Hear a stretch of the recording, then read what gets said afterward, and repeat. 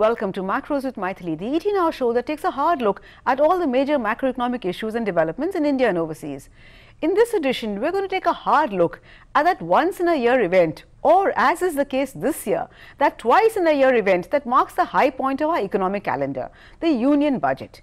And to help me take a really hard-nosed look at the maiden budget of the first full-time woman finance minister, Nirmala Sitharaman, I have with me three argumentative macroeconomists. And if I include myself in that gang of three, we have four argumentative economists. So let me welcome to the show Shubashis Gangapadyaya, former advisor to the finance minister and presently Dean of the Indian School of Public Policy and also Research Director, India Development Foundation, TTRam Mohan, Professor Economics, IIM Ahmedabad, and Arun Kumar, former professor at JNU, also the alma mater of the FM and currently with the Indian School of Social Sciences and well-known authority on black money as well. So we have a very eminent panel with us. So let me start by asking each of you in turn that given the present macroeconomic scenario and the limitations of the union budget that we as economists must recognize, in that it is a very limited means, it's not a magic wand by any means that can wave away all the ills of the economy.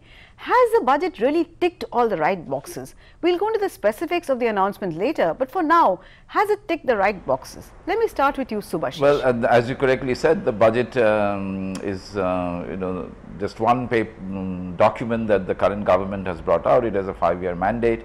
So one looks at this budget to see what the plan of the government is. And in that sense, there was a very clear plan that the economy would be pushed towards a $5 trillion economy. When it will reach is of course something that can be debated, but that's clearly the push that the government wants to give. And in that sense, I think the three steps that need to be followed are building up of human capital or investing in the youth, innovation and investment, and the budget has talked about all three of them, though not the first so much. Okay, so TTR, Subhashish's view is that the budget has more or less ticked the right boxes. Would you agree with that assessment? Well, I think it ticks the right boxes in terms of putting in place a set of reform measures which should conduce to long-term growth potential. But I think when it comes to fiscal policy, I find the budget somewhat wanting. And it certainly is something of a letdown when you view it in conjunction with the grand vision laid out by the economic survey just the day earlier. So, the economic survey talked of private investment as the key driver, and one would have thought that this budget would, do something which gives that extra push to private investment, and certainly, a greater effort towards fiscal consolidation, which would be consistent with the requirement for pushing up private investment. But I think the startling omission in the budget speech was any reference to fiscal policy or even the glide path towards 3%, which we've been talking about for more than a decade now. But the fact that it was completely omitted is somewhat jarring. Okay, so Arun, I think both Subhashish and TTR are actually in fact more charitable to Nirmala Sitharaman than I was yesterday. I rated it only 5 on 10, maybe a little harshly. But what is your assessment, Arun, broadly of the union budget, given the macroeconomic scenario that we are in now and the limitations, as I said, of the union budget? So the first thing is the budget is a document which gives the account of the government, expenditures and revenues, And therefore, it was very important, as TT pointed out, this was sort of missing in the part B. The part A dominated, lot of policy announcements, That is not really the intent of the budget. You can do labor reform separately, you can do financial sector reform separately. You don't need to really bring it in here. But the real problem is that so much was announced in 2 hours, and the resources, where are the resources going to come from? That was not very clear. The budget arithmetic is similar to the 1st February interim budget, and yet you have so many more announcements. So how would you finance, for instance, talking about 2 crore houses in rural areas, 2 crore houses in urban areas? Even if it costs 1 lakh rupee per house, that's 4 lakh crore. Where are the resources for that? So in other words, what happened last year was that we announced a lot, but we didn't have the money was short by 1.6 lakh crore, so we cut expenditures by 1.6 lakh crore, and that aggravated the problem of growth in the economy. Absolutely. And the economy anyway is slowing down. The latest quarter estimate is 5.8%. It's likely to come down further. If we want to move towards the $5 trillion economy, we have to raise it to 8%, and for that, what would be the path? How would we do it? What kind of expenditures would be required? That is missing. So in other words, the target that is set of $5 trillion economy, that looks unachievable with this kind of a budget. Because if we start with 5.8 going down to say 5.5 or 5.3, then to the end of the 5 years, to get an average of 8%, we'd require some like 11 or 12% rate of growth. That looks almost impossible with this kind of a budget. So in other words, the budget has missed the opportunity of trying to achieve that $5 trillion target. Okay. Now, but Shubashis, as Arun and TTR also talked about the fiscal maths, and the one number that really sums up the budget is the fiscal deficit. And then Nirmala Sitharaman, in fact, has bettered the interim budget. The fiscal deficit is projected at 3.3 as against 3.4 in the interim budget. Should we commend her for it, or was there a case to be a little less uptight about sticking to a somewhat arbitrarily determined figure, if I put it that way? You know me for a very long time, so you know that I have never been a participant in this fiscal deficit discussion, because I think it's just being very mechanical. All the discussions that we've had, at one time we said fiscal deficit should be controlled, then because that's what every other country in the world was doing. When they relaxed it, we relaxed it. Now we are back to trying to control it. Inflation is low. So, you know, I'm not party to this, because what really matters is the composition of how we are spending. Certain countries will obviously have to run fiscal deficits when you are borrowing from the future. You have to do that if you want to develop. So unless we go into those details, I think just looking at the fiscal deficit number is a complete waste of time and effort. Having said that, the one thing that bothers me in the budget, if I look at the data, is that over time, some of the sectors or some of the activities which need to be given more priority have not been going up the way I would want, in the sense that there has been a steady pattern of equal percentages of government expenditure being spent on, say, health and education. I want to see a much bigger impact of the expenditure on that. However, I would hasten to add that throwing money does not solve the problem. If we go on doing more of the same things, it won't work. We need a complete overhaul of our education and health system, and therefore I'm willing to wait and see what the government has in mind, and I'm not so focused on the amounts they're spending on education and health as of now. Oh yes. Oh yes, agreed. Shubashis, you're entirely right. Education and health has been sorely neglected in this country for a very long time. And as you also rightly point out, what matters is the composition of the fiscal deficit.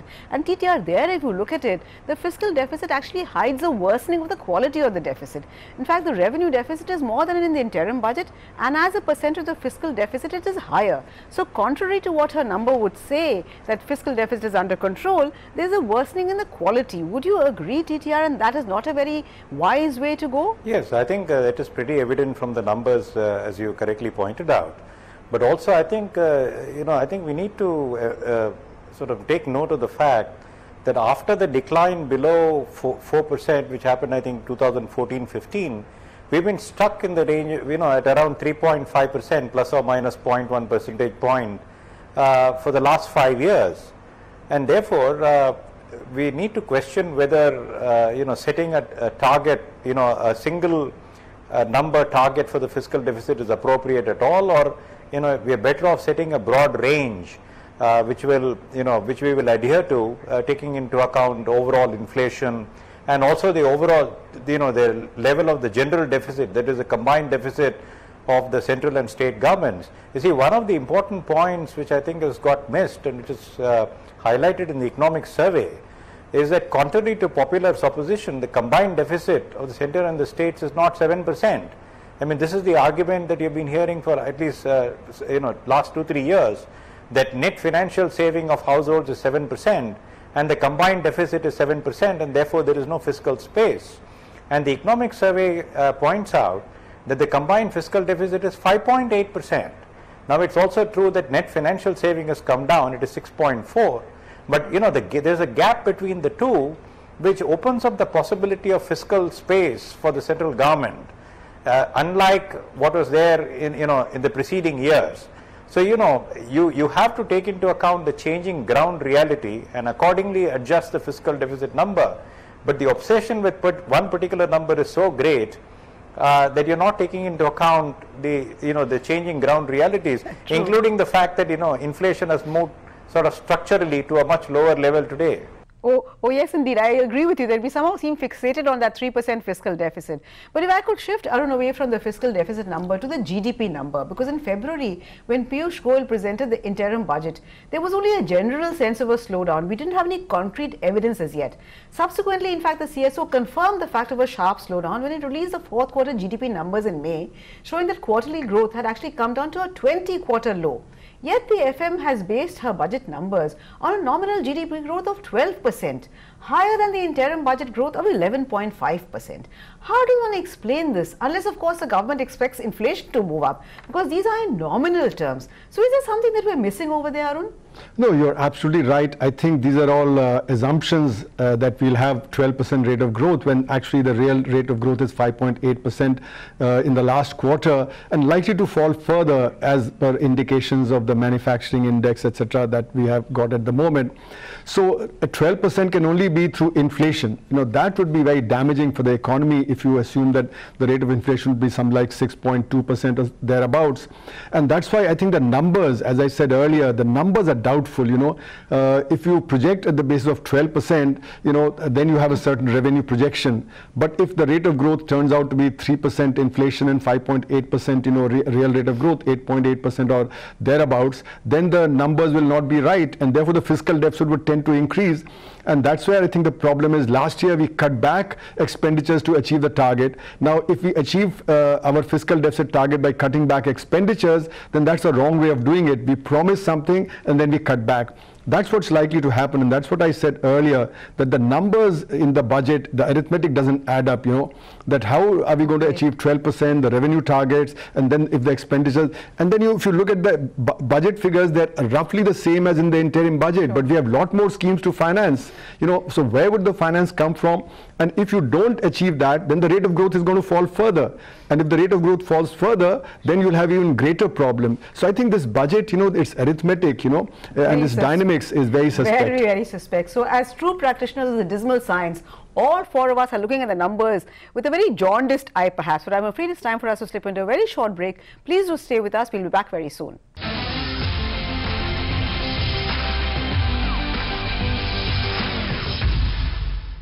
Welcome back. You're watching Macros with Mythili, and we're trying to look at the fine print of the budget, the union budget of Nirmala Sitharaman, with three key macroeconomists, experts in the country. Shubashis, the survey presented the day before spoke of investment becoming the driver of growth.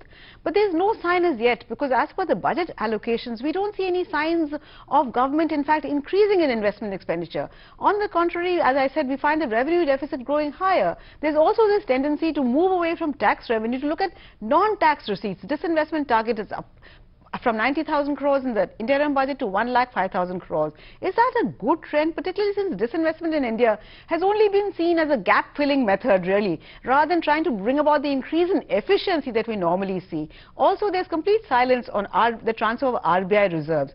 Too many questions, I know, but can I request you to give you a very brief answer on all these very three? Quickly, I think, the tax buoyancy or revenue buoyancy through taxes is a good idea. And many of the tax measures that have been taken will help the taxpayer to come and pay their taxes. So I'm not going to go deeply into it, because I don't think that's an issue. Indeed, if the government can find resources by selling off, or disinvesting, especially those companies or those corporations which it cannot run properly, I think that's a good idea. That should be commended. That should not be questioned, because at one time I do remember that everybody was screaming disinvest, disinvest, disinvest. So if this government is trying to do that, I don't think we should turn around and say, why are you not raising tax revenues? I don't think that's the problem. The more serious problem is indeed that investment is not taking place. There is something that is happening which we are not being able to address, and this is where the government has to play a role. It has to be able to encourage the private sector to invest. Now, we are trying to focus on foreign direct investment. I find it a bit amusing that our own people are not investing and we expect foreigners to come and invest. Foreigners are not going to invest where the domestic investors are unwilling to invest, because that's a signal that they are going to take very seriously. So therefore, instead of doing that, I think we will have to get our own private sector to invest in India and figure out why is it that they're not doing so. You know, it's great to talk about animal spirits and all of that, but clearly we have to understand this problem. Everything else that we do without solving this is not going to help us, because without investment we will not have growth. Anything that we are saying will not happen unless there is private sector investment in India. The government investment in infrastructure is only an enabling thing. You know, it is something that must be done, but that is not going to simply generate private sector investment unless we do something more. Absolutely. I think we've not been able to find the missing link. What is missing? Why are private investors not coming back? And on the issue of disinvestment, Shubashis, though I'm with you, I think the kind of disinvestment that the government has done from left hand to right hand, one public sector company buying another public sector company, I think that somehow misses the entire ethos of why we do disinvestment. But TTR, let me now issue, which is very new in the budget, the issue of sovereign borrowing. How wise is that, particularly after the experience that we have seen of Latin American countries? In fact, post the LATAM crisis, we had that famous 2003 paper by Barry Eichengreen and Hausmann warning against borrowing in foreign countries, by countries that what they call suffer from original sin, the inability to borrow in their own currency. Such countries, they really established in that paper, run a huge risk and expose them to much greater volatility. In fact, we resisted this all through. When Mr. Chidambaram was finance minister, he tried very hard. But fortunately, Dr. Y.V. Reddy at RBI resisted it. Why have we now succumbed to that temptation? Very unwise in the short run, also in the long run. TTR, would you agree? Yeah, I think this is something in respect of which we should proceed warily. It is very tempting to do it, but given that the international borrowing rates are very low, and even if you add the hedging cost of about 3% or so, you may be able to borrow at about 5.5–6%, which is much lower than the borrowing rate domestically. But I think there is a danger with, you know, having sovereign bonds which are continuously being evaluated by the market. So suppose there is a temporary episode, there is a temporary economic dislocation, and the spread on the sovereign bond goes up. It will be immediately reflected, you know, in private borrowing costs. It will also be reflected in domestic borrowing cost. It may create general panic in the bond market. So, you know, we are, you know, subject to rating by rating agencies, but those ratings happen relatively infrequently. It's not that you are being rated on a continuous basis. Whereas when you have sovereign bonds which are traded out there, there is continuous rating by the market which is reflected in the price. And so the volatility that you mentioned could really become a serious issue.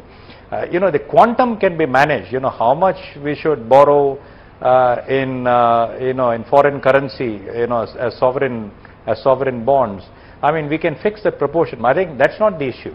The issue is the fact that there will be volatility in the bond market, which is inevitable when there is continuous evaluation of sovereign risk. Oh, really? And in a poor country, I think volatility is something that we really should avoid. Arun, your views very quickly on sovereign borrowing, and also, since you are very much into taxation and black money, were you happy to see the tax on the super rich? And I'm afraid that anyone earning more than 2 crores rupees in a country where the per capita income is only about 1,25,000 must be regarded as super rich. I'm going to make myself very unpopular with a lot of people when I say this. Or do you fear this is a return to the days of punishing the rich with punitive tax rates? Because now the tax on over 5 crore bracket does go up to a little over 42%. Arun? So, you know, there are several issues that you've raised. You know, the first issue is regarding borrowing abroad. And I think given the international uncertainty, all the oil producing countries are in trouble, whether it be Iran or Venezuela, Iraq, you know, or Libya, Nigeria, etc. And we've known that in India, every time there's an oil price increase, the current account balance goes off and has its repercussions, and therefore the rupee starts declining. And therefore it's a very sensitive issue. So I think, you know, the government must tread very, very carefully if it has to borrow abroad and how much, etc.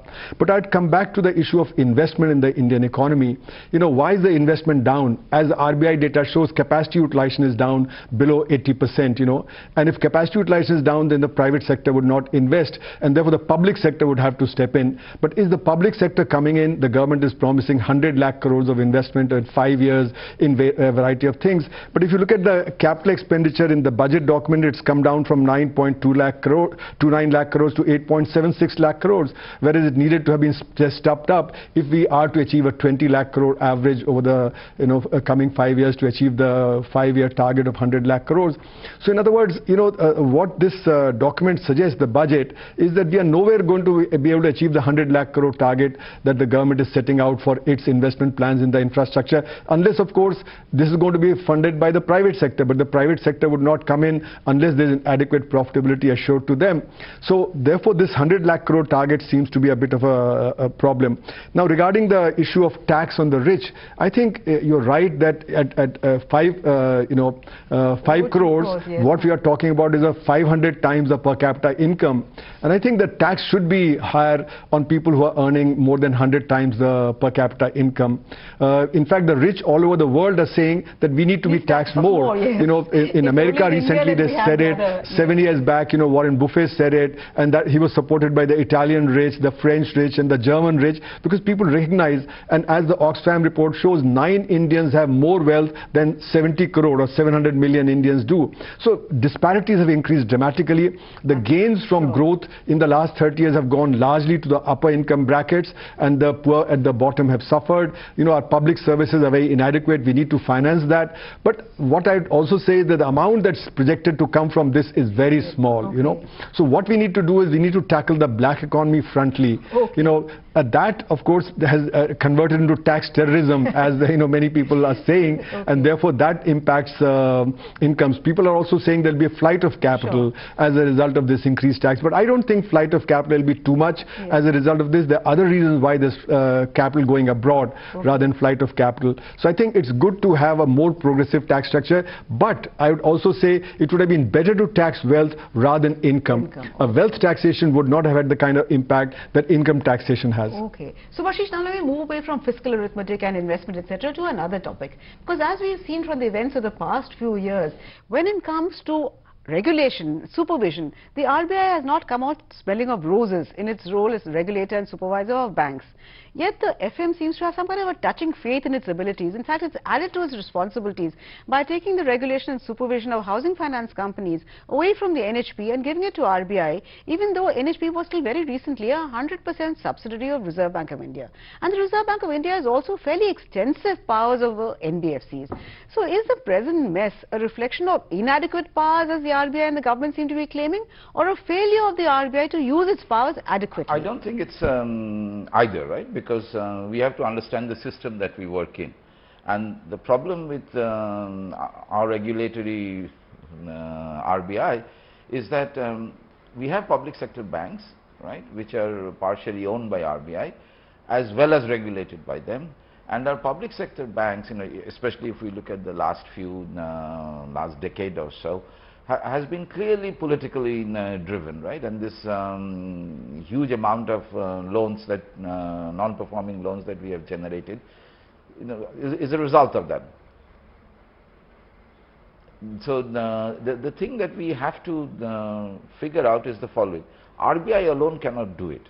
We have to look at the RBI's regulatory power or authority or efficacy, along with, take for example what has happened in the IBC, the Insolvency and Bankruptcy Code. I think that's a very good thing, and we have to look at RBI's ability to regulate once all these other systems are also in place.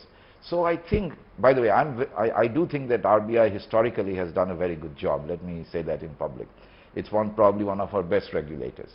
So in that sense, I think RBI would be more efficient if the other nodal agencies or the other nodal activities are also made efficient.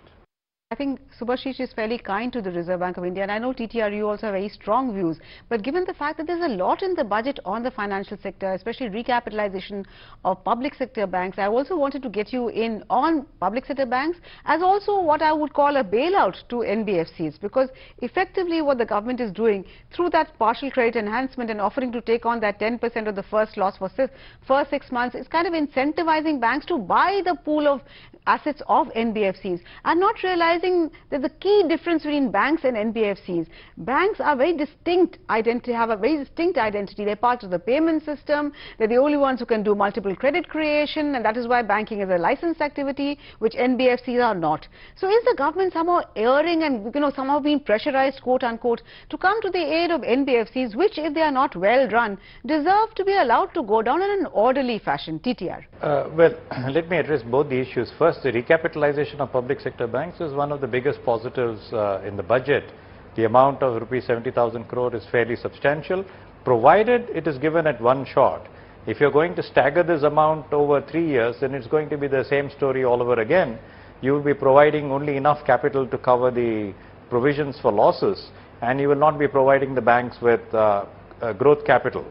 So yes, so I think the allocation is good, provided it's going to be spent in full this year. My guess is that that amount will be required. Now about NBFC bailout, I think your concern is legitimate, but I doubt that it will play out that way. You see, what has happened, what they're providing is a limited 6-month guarantee for a maximum limit of 100,000 crores. So what is going, and they've also said this is subject to rating of the portfolio and appropriate rating of the NBFCs. So basically what's going to happen is that this is going to give some comfort to banks to buy out the portfolios of the better rated NBFCs, and this is something which has already been happening over the last 8 or 9 months ever since we had the ILFS episode.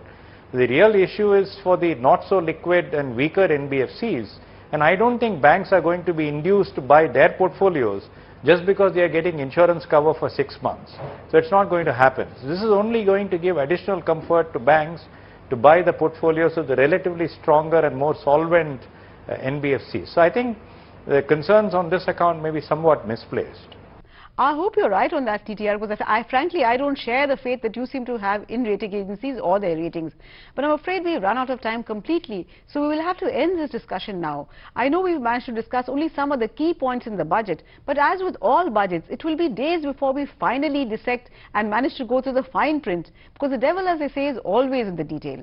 So we will be returning to you over the next few weeks again and again on the budget and the fine print of the budget. So please do keep watching. But for now, it's goodbye from us, from all of us at ET Now, but not without a big thank you to our wonderful panel, TTR, Arun and Shubashis. Thank you so much.